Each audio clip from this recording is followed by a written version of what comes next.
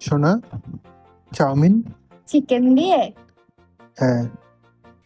যারা আমার মতো বাইরের অনেকটা পরিমাণে সস দেওয়া আজিনামোটো দেওয়া চাউমিন একদম ভালোবাসেন না, তারা খুব সহজে একদম বাড়িতে কয়েকটা ঘরোয়া উপকরণেই কিন্তু বানিয়ে নিতে পারেন এই চিকেন এগ চাউমিন।